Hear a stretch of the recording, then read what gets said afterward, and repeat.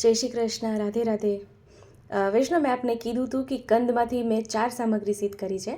તો 2 સામગ્રી મેં આપ સાથે શેર કરી દીધી છે. હવે આજે ત્રીજી સામગ્રી જોઈએ. તો ત્રીજી સામગ્રીમાં આજે કંદના ટૂંક આપણે બનાવવાના છે. કંદના ટૂંક આપણે સિદ્ધ કરવાના છે. તો પહેલાં જે સાઈડના છે ને એને પહેલાં સાઈડમાંથી આપણે કાઢી લઈએ, જેથી એક સરખા ચોરસ ટૂંક થાય. આવી રીતે બધા ટૂંક કરી લઈએ.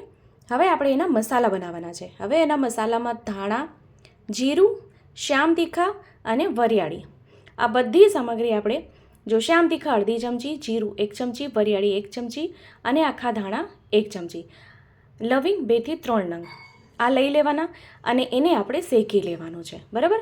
શેકવાનું કેવી રીતે? સાવ કાળું નહીં કરી નાખવાનું, ખાલી એમાંથી સોડમ છૂટવા માંડે એટલું જ એને શેકવાનું છે ધીમી આંચે.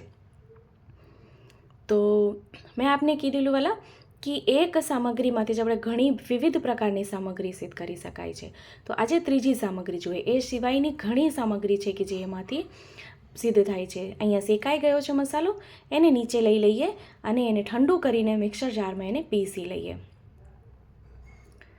તો આ ઠંડુ થઈ ગયું છે. હવે આપણે એને પીસી લઈએ. મિક્સર જાર લઈએ અને એમાં સરખું પીસી લઈએ. પહેલાં મસાલો તૈયાર કરી લઈએ આપણે. તો ખૂબ સરળ અને ખૂબ સુંદર છે આ સામગ્રી. આ ફરાળમાં બી આ સામગ્રી પ્રભુને ધરાવી શકો છો ને. તો આ છે ને સૂંઠ પાવડર મેં જરાક એવું લીધું છે, વધારે નહીં લેવાનું. તાજા આદુનો ઉપયોગ ના કરીને અહીંયા સૂંઠનો પાવડર લીધેલો. એને સરખું મિક્સ કરી લઈએ બધા મસાલાને. બધો મસાલો મિક્સ થઈ ગયો. હવે કઢાઈમાં ઘી ગરમ કરવા મૂકી દઈએ. મસાલો તૈયાર થઈ ગયો. ઘી ગરમ થઈ જાય એટલે કંદને આપણે એમાં સરખું શેકી લેવાનું છે. શેકી લેવાનું એટલે તળી લેવાનું છે. વૈષ્ણવ મને ઘણા કહે છે કે પાક કેવી રીતે સરળતાથી આપણે ઘરે બનાવી શકાય છે. એમાંથી સાદી પાક, ચીરાની પાક, ઘણી બધી પાકનું કીધું છે મને.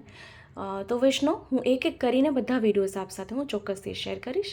અને હા, એ બી ધ્યાન રાખીશ કે હું સ્લો મોશનમાં વિડીયો આપ સાથે શેર કરી શકું. એમાં કેવું થઈ જાય કે એવું બધું આપણે બનાવીએ ને શૃંગાર સાજતા હોય, એનો વિડીયો લાંબો જાય એટલે મેં થોડોક ફાસ્ટ ફોરવર્ડ કર્યો. પણ આપને વાંધો ના હોય તો વિડીયો થોડોક મોટો થાય તો એવી રીતે હું આપ સાથે શેર કરીશ. અને સરખું પહેલાં આપણે તળી લઈએ. આપ અહીંયા જો. તો વિડીયો ગમે તો લાઈક જરૂરથી કરશો, આપણા ગ્રુપમાં શેર કરશો, જેથી વધુથી વધુ લોકો સુધી વિડીયો. તો કંદ અહીં સુંદર તળાઈ ગયો છે. હવે આપણે એને બહાર કાઢી લઈએ. જો ઘણા લોકો કેવું કરે છે કે કાચા જ કંદ તળી લે છે, તો એ સુંદર નથી થતું. એના ટૂંકી કોઈ બી સામગ્રી કરીએ તો સુંદર ના થાય. બરાબર? તો એને કાઢીને એક પાત્રમાં એને કાઢી લીધા છે આપણે. તો હવે જે આપણે કોરો મસાલો તૈયાર કર્યો છે એ મસાલો આપણે એમાં પધરાવી દઈએ. સિંધાલું અહીંયા સ્વાદ મુજબ પધરાવવાનું છે, એ બી આપણે ધ્યાન રાખવાનું છે. આમચૂર પાવડર અહીંયા લેવાનું છે. જો આમચૂર પાવડર અહીંયા અડધી ચમચી પધરાવીશ અને એમાં ચાટ મસાલો બી અડધી ચમચી. હવે આપને એવું થશે કે ચાટ મસાલો પધરાવાય, તો હા, આપણે ઘરે બનાવેલો ચાટ મસાલો આપ અહીં પધરાવી શકો છો.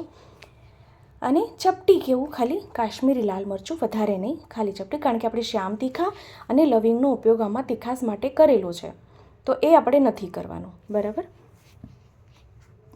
અને લીંબુનો રસ ખાસ આમાં હોય છે. લીંબુનો રસ તો બહુ મેઇન એનો રોલ છે લીંબુના રસનો.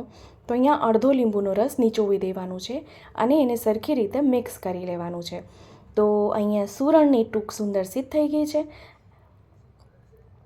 આપને કંઈ ના સમજાણું હોય તો આપ મને ફરીથી કમેન્ટ કરશો, હું ચોક્કસથી આપને રિપ્લાય કરીશ. આ ચાટ મસાલો અને આમચૂર પાવડર, જો આમચૂર પાવડર બી મેં ઘરે કેવી રીતે બનાવાય મેં આપ સાથે શેર કર્યો છે. હંમેશા ધ્યાન રાખવાનું, આમચૂર પાવડર જ્યારે આપ સિદ્ધ કરો ત્યારે ખાટી કેરી લેવાની, તો એના આમચૂર પાવડર ખૂબ સુંદર થાય છે. તો એને બી ફરી સરખી રીતે મિક્સ કરી લઈએ.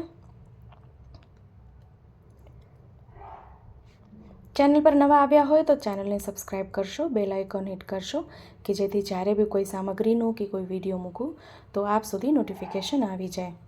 અને વિડીયો આપણા ગ્રુપમાં શેર કરશો, જેથી વધુથી વધુ લોકો સુધી વિડીયો પહોંચી શકે અને એને પણ વિડીયો ઉપયોગી થઈ શકે. તો હવે આપણે એને એક પાત્રમાં સાજી લઈએ. તો ખૂબ સરસ, સરળ અને એકદમ સુંદર અહીંયા કંદની ટૂંક સિદ્ધ થઈ ગઈ છે. આ બે આ સામગ્રી સિદ્ધ કરજો, શ્રી પ્રભુને ધરાવજો અને કમેન્ટ કરીને ચોક્કસથી જણાવજો કે વિડીયો કેવો લાગ્યો છે. ઉપરથી મેં અહીંયા આમચૂર પાવડર અને જરાક એવું લીંબુથી સજાવટ કરી દીધું છે. ફરીથી મળશું આવી રીતે જ નવા નવા વિડીયો નવી નવી સામગ્રીની સાથે. ત્યાં સુધી આપ સૌને મારા જય શ્રી કૃષ્ણ.